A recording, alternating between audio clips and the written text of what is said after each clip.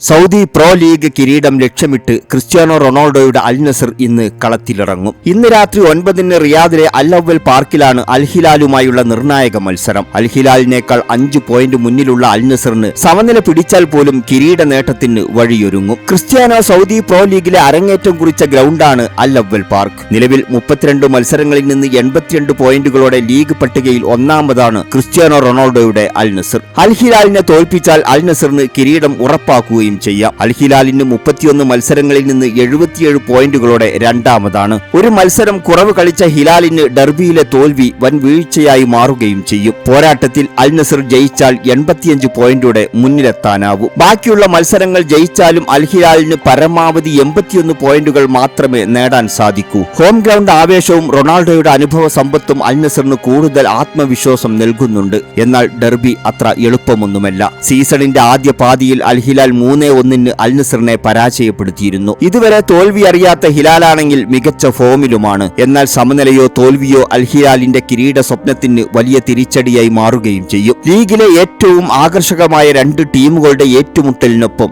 ഗോൾമഴയും ആവേശകരമായ മത്സരവുമായി മാറും അൽ നസർ അൽ ഹിലാൽ ഡെർബി.